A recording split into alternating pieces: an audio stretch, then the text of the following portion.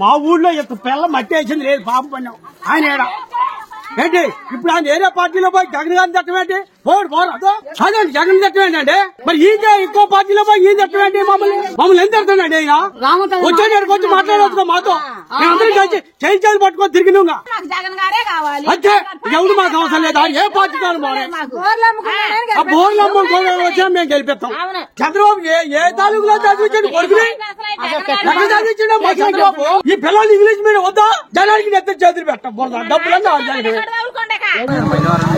స్థానికుడిని ఇక్కడ వసంత కృష్ణ ప్రసాద్ గారు ఫస్ట్ లో టీడీపీలో జాయిన్ అయ్యారు. తర్వాత ఆయన అవసరం కోసం అని వైసీపీకి జాయిన్ అయ్యారు. మళ్ళీ టీడీపీలోకి వస్తున్నారు.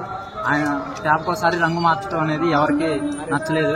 ఆయన సొంత స్వలాభాల కోసమే ఈ పనులు చేస్తున్నారు కానీ మైలవరం అభివృద్ధి కోసం ఆయన ఏమాత్రం సహకరించట్లేదు. దేవినేని ఉమ్మ గారు 10 సంవత్సరాలుగా ఇక్కడ మైలవరం కోసం కానీ దేవినేని ఉమ్మ గారు నిరంతరం ప్రజల్లో ఉండి టీడీపీ కోసం కష్టపడుతున్నారు. మనం చూసాం జగన్ గారి పాలన కూడా ఎంతో కొంత పాలన జరిగినా కానీ ఆయన మాత్రం స్వలాభాల కోసం మాత్రమే ఇక్కడికి తిరుగుతూ ఉన్నారు. దేవినేని ఉమ్మ గారు మాత్రం ఇక్కడ ఉన్న ప్రతి ఒక్క ఇంటికి దేవినేని ఉమ్మ గారు టీడీపీ అభ్యర్థి అని మాత్రమే తెలుసు. వసంత కృష్ణ గారు ఎవరికి తెలియదు.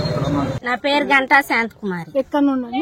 అనేరవపేట. కేపీ గారి గురించి మీ అభిప్రాయం ఏంటండి? కేపీ గారిని గురించి మేము కేపీ గారిని చూసి వేయలేదండి. ఆయన ఎక్కడో ఏంటో మాకు జగన్ గారు ఈ మనిషిని పెట్టాం మీకు ఎమ్మెల్యేగా మీరు ఓటు వేయాలని మాకు చెప్పినప్పుడు మేము తప్పకుండా వేసాము. మీరు మా ఎమ్మెల్యే గారండి, మీరు మా జగన్ గారు నిలబెట్టిన ఎమ్మెల్యే గారండి, ఒకసారి వచ్చి కొబ్బరికాయ కొట్టాలని మేము శంకుస్థాపన చేసుకుంటున్నామండి అని ఎంతగానో బతులాడామండి. అరగంట సేపు బతులైనా సరే మీరు పిలిస్తే నేను రావాలా, మీరు రమ్మంటే నేను రావాలా, నేను వచ్చినప్పుడే వస్తా, మీరు ఎందుకు వచ్చారు ఇక్కడికి మమ్మల్ని చాలా ఇదిగా మాట్లాడారండి.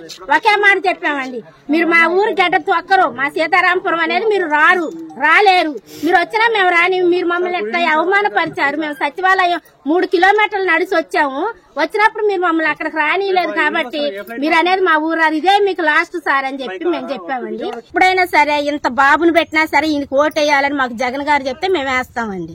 నా పేరు స్వప్న, మాది అనేరవపేట, రెడ్డిగూడెం మండలం. కేపీ గారు ఎందుకని జగన్ గారిని ఇలా వ్యతిరేకించి మాట్లాడుతున్నారో మాకైతే అర్థం అవట్లేదు సార్. మా మహిళల తరపున ఇన్ని పథకాలు బటన్ నొక్కిన వెంటనే మాకు వచ్చాయి సార్.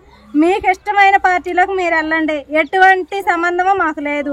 కాకపోతే జగన్ గారి మీద ఎటువంటి నింద మీరు వేయొద్దు, వెళ్ళాలనుకున్న వాళ్ళు వెళ్ళిపోండి. అంతేగాని అనవసరంగా జగన్ గారి మీద నిందలేసి వాళ్ళ మీద నిందలేసి వెళ్ళటం ఇది రాంగ్ సార్. మేము ఎవరు నిలబడ్డా గానీ జగన్ అన్నను చూసి మేము కంపల్సరిగా ఓట్లేసి మా నియోజకవర్గాన్ని గెలిపిస్తాం.